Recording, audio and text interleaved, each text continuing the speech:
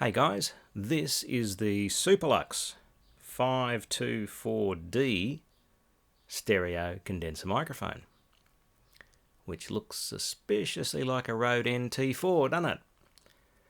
It uses a AA battery, will also run on phantom power. It's pretty well made, sort of on the outside. Everything looks pretty sturdy, it's solid, it's pretty beefy.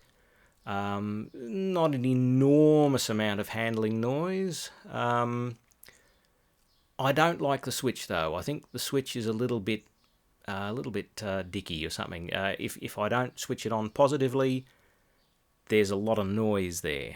If I get it on, if I switch it on sort of positively and it works properly, most of the time, as it is now that you can hear, it's working fine. Occasionally, I reckon there's 4 dB noise more in the left channel and the right channel. I'll just shut up and turn the gains up and down on the left and right channel, and you can hear the difference for yourself. That's the left.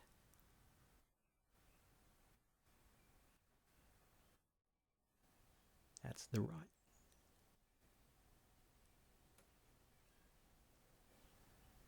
And that's both flat up. I reckon there might be 1 or 2 dB extra on the left-hand channel, but that could be my environment too. We are running into a Roland Duo Capture EX and then straight into sonar on the computer at 4416.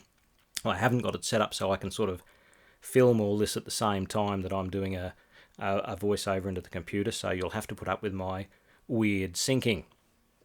Now, it comes in this pretty large plastic sort of carry case, the sort of thing that I'd sort of expect to get like a cordless drill or an angle grinder in.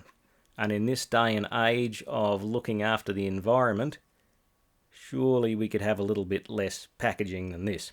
Anyway, it is a sturdy plastic sort of case.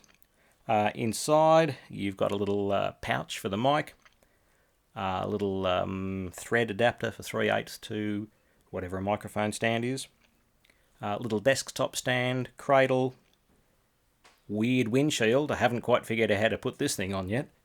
And the 5-meter cable. Now, you know how some cables are really supple and they don't kink and they're just really nice to deal with? This isn't one of them. So probably this is where some of the price has been saved. Speaking of price, this is 165 retail at Artist Guitars.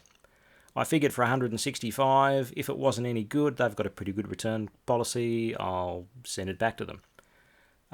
When I went to buy it, it was a Black Friday sale on it, it was half that price. So at that sort of price, it's a bargain.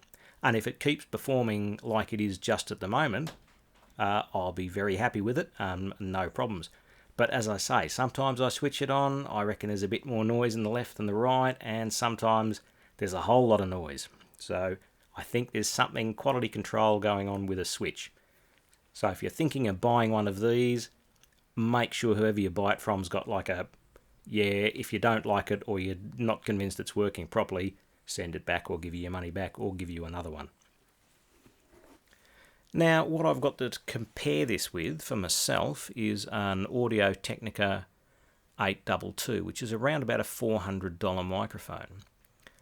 And in comparison to that, I think this doesn't have the nice bottom end of the Audio-Technica. I think that's got a better bass response.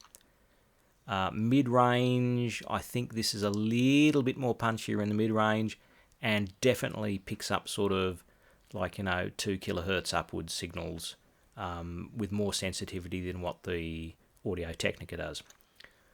It is also a tiny bit quieter, a few dB quieter than the Audio-Technica for the same sensitivity. The lower bass response actually suits what I do because I sort of bought this within mind of ambient stereo recordings outside, so less sort of distant traffic rumble for me. The better I like it. I always use a roll-off filter anyway. Now I'm speaking about a foot away, straight in front of this mic. It's in a little shock mount thing that I've made up. So we'll give you a little bit of a demo with a guitar so you can see what a guitar sounds like recorded through it, and we'll take it outside and record some general stereo ambience. Okay, we're pointing at about the 12th fret, sort of roughly towards the sound hole, and we're 10 inches away.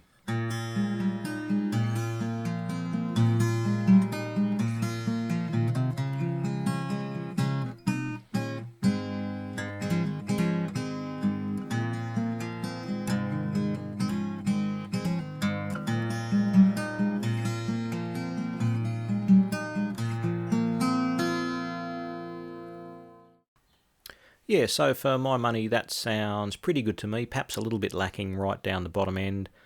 Mid-range is nice, and there's plenty of top end and presence there. And you can sort of also tell with me speaking that it picks up all those little sibilances and stuff.